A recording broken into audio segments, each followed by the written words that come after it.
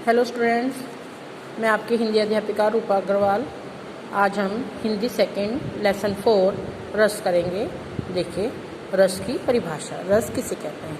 किसी काव्यकृति को पढ़कर या सुनकर जो आनंद हमें प्राप्त होता है वही रस है। काव्य रचना के आवश्यक अवयवों छंद और अलंकार की तरह रस भी आवश्यक है। यह काव्य की आत्मा है।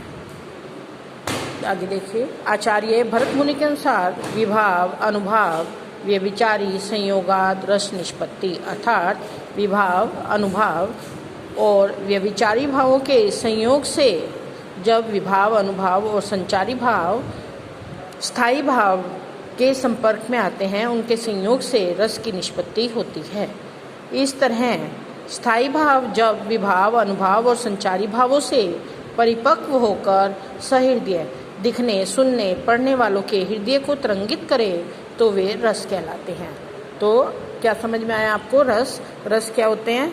जैसे जो हमारे अंदर, जैसे मन के अंदर ही हमारे शोक, उत्साह, किसी घृणा, दुख, हंसी, क्रोध, विस्मय, ये सब भाव हमारे मन के अंदर होते हैं। लेकिन जब हम जैसे कोई ऐसा दृश्य देखते हैं कि क्रोध आ जाता है हमें देखकर, कोई क्रोध वाला, कोई हम दुख का दृश्य देखते हैं तो हम दुखी हो जाते हैं, कोई हंसने का हास्य कवि काव्य देखते हैं तो हम हंसने लग जाते हैं। इस प्रकार ये जो सारे भाव हैं हमारे, वो सब हमारे अंदर होते हैं।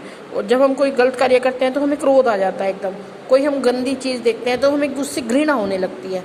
तो ये सब भाव हमारे अंदर पहले से ही निर्मित होते हैं। उनको देखकर या सुनकर तो हमें हमारे वो भाव जागृत हो जाते हैं, जिससे वो रस की उत्पत्ति होती है। तो इस प्रकार रस की निष्पत्ति किसे कहते हैं? कैसे होती है रस की निष्पत्ति? आचार्य भरत मुनि के अनुसार विभाव, अनुभाव, व्यभिचारी संयोगाद रस निष्पत्ति। ये आपको याद करना है, रस की निष्पत्ति का सूत्र। ये सूत्र है रस निष्पत्ति का सूत्र।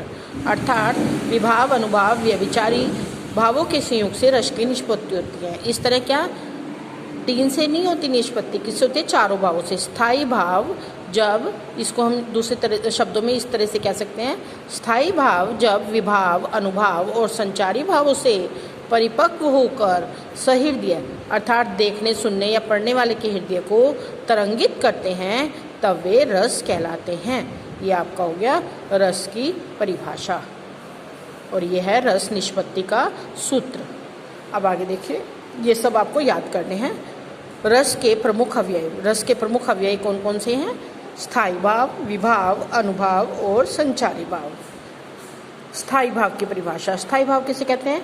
जो भाव हमारे हृदय में बीज रूप में छिपे होते हैं, परंतु किसी व्यक्ति, स्थान या समय को देखकर प्रकट हो जाते हैं, वे स्थायी भाव कहलाते हैं। जो हमारे हृदय में बीज रूप में छिपे होते हैं, ये सभी भाव हमारे अंदर छिपे होते हैं, लेकिन उसको देखने या सुनने से वो प्रकट हो जाते हैं। जैसे रति अर्थात प्रेम, हास, शोक, क्रोध, उत्साह, भय, घृणा आदि ये स्थायी भाव हैं। अब देखिए, ये आपको याद करना है। उसके बाद ये सब आपको लर्न करना है। ये आप याद करेंगे तभी आपको आगे रस वाला लेसन समझ में आएगा। आगे देखिए, स्थायी भाव एवं संबंधित रस। स्थायी भाव। रति अर्थात प्रेम किससे उत्पन्न होता है? ये स्थायी भाव श्रृंगार, कि हम जब नायक नायिका, प्रेमी प्रेमिका किसी का भी जब श्रृंगार रूप देखते हैं तो उससे हमारे अंदर प्रेम भाव जागृत होता है। शोक मीन्स दुख, करुण, इसका रस क्या है? करुण रस।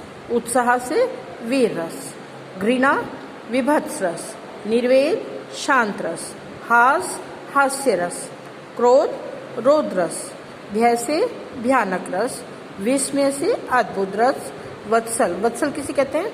जो माता पिता का या बड़ों का बच्चों के प्रति प्रेम होता है, तो उसे कहते हैं हम वात्सल्य रस, उससे उत्पन्न होता है।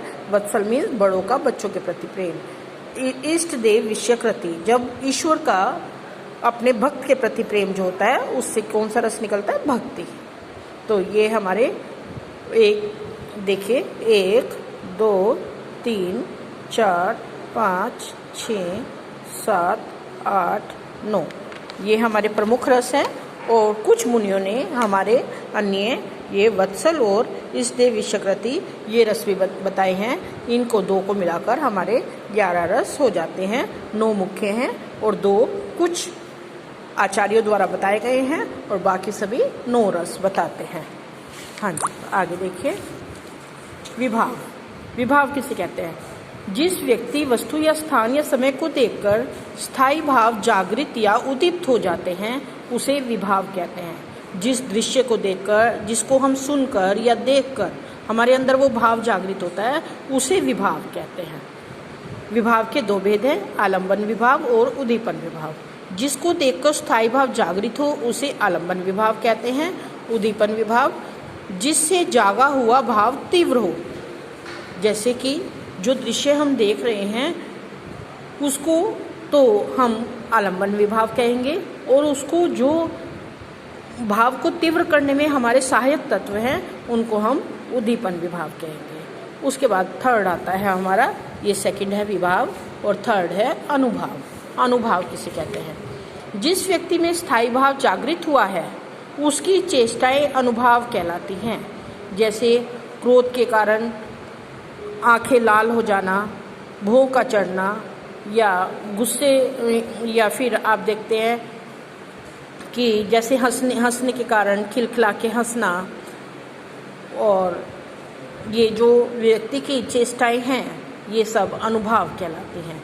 नायक का रोमांचित होना, कोई हम नायक नायिका का दृश्य देख रहे हैं तो उससे रोमांचित होना, नायिका का लज्जा जाना, शर्मा जाना, मुख का लाल हो जाना आदि ये अनुभाव कहलाते हैं। फोर्थ आता है हमारा संचारी भाव। संचारी भाव किसे कहते हैं? जो मन में संचरण करने वाले आने जाने वाले भावों को संचारी भाव कहते हैं। जैसे हर्ष, विषाद, लज्जा, ग्लानि, चिंता, मोह, गर्व, उत्सुकता, उग्रता, चपलता, दीनता, जड़ता, श्रम, आलस्य, स्मृति, स्वप्न, उन्माद, व्याधि, निद्रा आदि। ये जो भाव हैं, जो मुख्य भाव है वो तो चलता रहता है, लेकिन ये जो भाव हैं ये कुछ क्षण के लिए हमारे अंदर आते हैं और कुछ क्षण बाद वापस चले जाते हैं। जो बदलते रहते हैं उनको संचारी भाव कहते हैं। अब ये आपको यहाँ तक का ही याद करना है और अभी इन सेकंड टर्म में ये ही आपको यहीं तक का आएगा। ठीक है, thank you, have a nice day.